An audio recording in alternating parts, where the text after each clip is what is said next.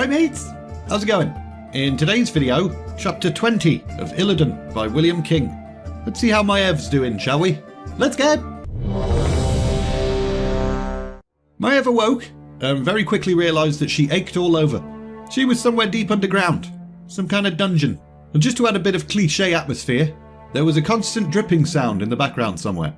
And the air itself held the brimstone taint of demons. Maiev got up and tested the bars to her cage, but they weren't budging. Not only had they been forged from pretty powerful metal, they were reinforced with layers of runes and spells. And there were runes inside the cell as well. As Maiev inspected those, she realised they were spells of nourishment and restoration. And although that might sound quite nice, the purpose behind them was not so nice. These spells were in place to prevent Maiev from ending her torture prematurely.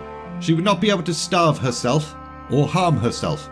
It was the exact same type of spells they'd used in Illidan's prison, so one could say that it was actually a little bit poetic.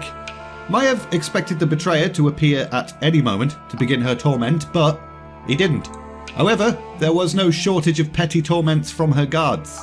One of them spat at her, and some food was brought to her cell that she was pretty sure someone had urinated in, because it smelled of piss.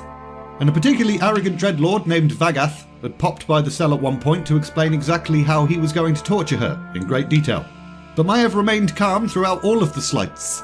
She wasn't going to give her tormentors the satisfaction. Plus, she'd noticed something.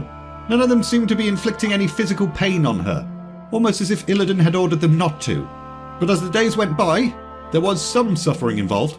Days where she was left without food or water. Although the spells prevented her from dying, they did not relieve her from the sensation of thirst or hunger. And Maiev inflicted quite a bit of torment on herself as time passed as well.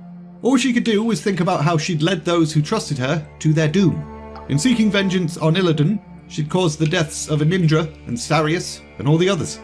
As she lay awake, she could see their faces.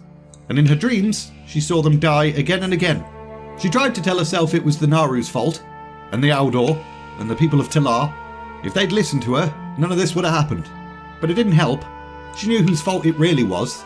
At the end of the day, she'd failed. And as a result, Illidan was not only free, but stronger than ever. And there was nothing she could do about it. She was stuck in this cage entirely at his whim. He got to decide whether she lived or died, and right now, he was completely ignoring her, to let her know just how insignificant she really was. And that was worse than any insult or torture or piss food could ever be. Curse that bastard Akama. She'd believed in that jerk. When had his betrayal started, and why had she not spotted it? Had this been the plan from right back when they first met? Nah, she wasn't that gullible. Akama must have meant some of what he'd said. His resentment of what Illidan had done to their precious temple was real enough. But there was a moment where he'd seemed different. Their last meeting, where he'd looked older and weaker. Illidan must have done something to him. Maiev then noticed her guards had gone weirdly silent, and as she looked up, she saw why. Speak of the devil, Akama was limping towards her. Treacherous oath-breaking dog. I swore no oaths to you, Maiev Shadowsong. So, you've managed to worm your way back into the betrayer's favour. I am alive. That's more than many of your people can claim. Or yours. At least I didn't stand by and watch my own people being slaughtered. But slaughtered they were, because of where you led them. Maiev flinched. 'Twas true, but sod this guy for saying it. They gave their lives for what they believed in. Will anyone ever be able to say the same of you? I was given a hard choice. You chose to spare your own life and give away the lives of those who trusted you. You have no idea what was done to me. Illidan ripped a part of my soul from my body and bound it with magic. If he chooses to, he can unleash it and it will devour me. Ah, Diddums, I don't need to hear your sob story. It wasn't just my life at risk. All of my people's lives were. The betrayer is as ruthless as he is powerful. So you chose to throw away our one chance at taking him down. We never had a chance. Not then. And you think you have a better chance now?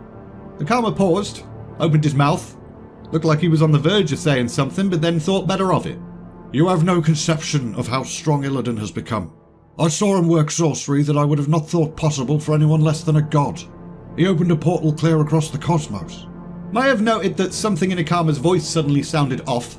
He was afraid of being overheard. Were they being watched? Probably. Why are you here? Did you just come to gloat? I am here to make sure you are well. Lord Illidan needs you to be, for his plans. Maiev really didn't want to think about what Illidan's plans for her were, because the thought of that terrified her. He doesn't trust you, you know. I doubt he trusts anyone. If you were him, would you? I would never be like him. You're more like him than you can possibly know. Just as ruthless, just as obsessed. You sacrificed your friends without a second thought when it suited your purpose. Maiev wanted to punch Akama but couldn't because there were bars in the way, so she just glared at him instead. I don't accept your judgments, Akama. In fact, I've learned not to believe a word you say. Yeah, right. Consider this, Maiev Shadowsong. Lord Illidan is not the only one who has plans for you. What do you mean? I too have plans. You think I'm dumb enough to fall for that again? It's not like you have much choice. Akama then limped away, and despite herself, Maiev was kind of sad to see him leave. It's not like she got to have many conversations these days, but now she was alone again, and she had absolutely no idea what the hell she was supposed to believe. Was Illidan just trying to wear her down? Send in his lackey to deceive her with false hope? Or was there still a chance? And we're leaving it there! I chopped the dialogue down a bit there, because Maiev seemed like a bit of a bipolar idiot in that chapter. In the next chapter, High Lord Cruel is up to something. And stuff. As usual, link in the description if you're interested in buying this book. Also, there's links to my Discord server and my Patreon page too. If you enjoyed this video, like, subscribe, all of that bollocks. And all there's left to say is, thanks for watching, and see ya!